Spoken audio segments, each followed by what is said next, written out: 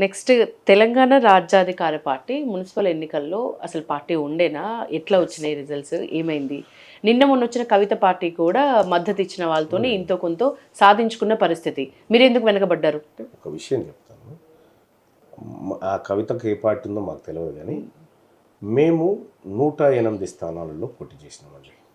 108 స్థానాలలో పోటీ చేసి మేము 28 స్థానాలలో కాంగ్రెస్, బీఆర్ఎస్, బీజేపీ ఈ 3 పార్టీల గెలుపోవటంను తారుమారు చేసేసినాం. 28 స్థానాలు డిస్టర్బ్ చేసినాం. మీకు ఇవాళ జమ్మికుంటలో కాంగ్రెస్కు దక్కాల్సింది మేము దక్కకుండా చేసినాం. మా చైర్మన్ గిరి అక్కడ గెలిచింది మా అభ్యర్థి. అక్కడ మా కత్తెర గుర్తు మీద మా షఫీ గెలిచినాడు. గెలిచిన తర్వాత అన్న మరి ఇట్లా ఉంది పరిస్థితి అంటే, ఎవరైనా బీసీలు అక్కడ అయ్యేది ఉంటే సపోర్ట్ చేయండి అని చెప్పడం జరిగింది.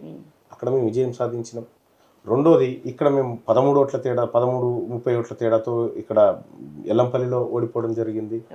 సో ఇక్కడ సూర్యాపేటలో 3 స్థానాల్లో మేము త్రుటిలో చేజారిపోయింది. అక్కడ మా వెనకాల కాంగ్రెస్, బీఆర్ఎస్, బీజేపీ 3 మా వెనకాల ఉన్నాయి. చాలా చోట్ల ఈ 3 పార్టీలను వెనకబడేసినాం.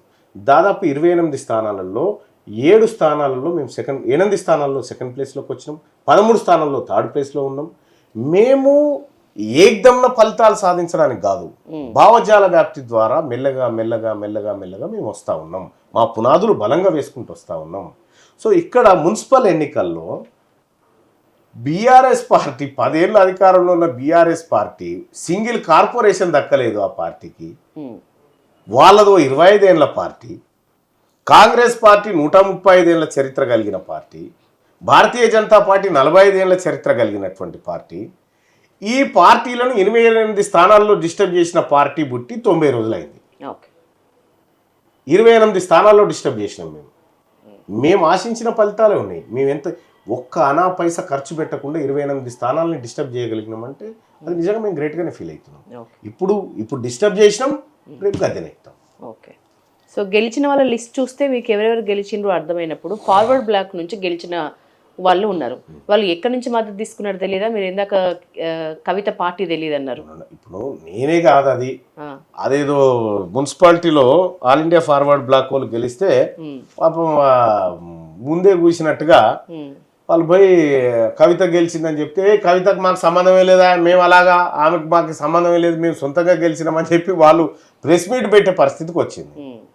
ఆల్ ఇండియా ఫార్వర్డ్ బ్లాక్ కానీ కవిత కానీ ఎవరైనా కానీ ఒకటే చెప్తా ఉన్నా, కవిత రాజకీయము షర్మిల రాజకీయం సేమ్, పెద్ద తేడా ఏమున్నది మీరు చూస్తారు త్వరలో. ఇప్పుడు లేటెస్ట్ అప్డేట్ చూస్తున్నారు కదా, లిక్కర్ కేసులో కవితకి చాలా ఊరట కలిగే విషయం బయటకు వచ్చింది. సో ఆ కేసులో ఉన్న 23 మంది కూడా రిలీఫ్ అయిన పరిస్థితి.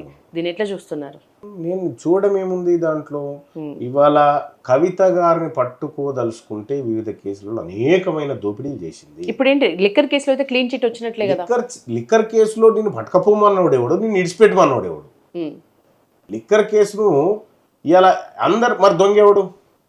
నేను అడుగుతా ఉన్నా భారతీయ జనతా పార్టీని, నేను నరేంద్ర మోడీ గారిని అడుగుతా ఉన్నా, లిక్కర్ కేసులో అందరూ పరిశుద్ధులే అయితే దొంగెవడు దాంట్లో?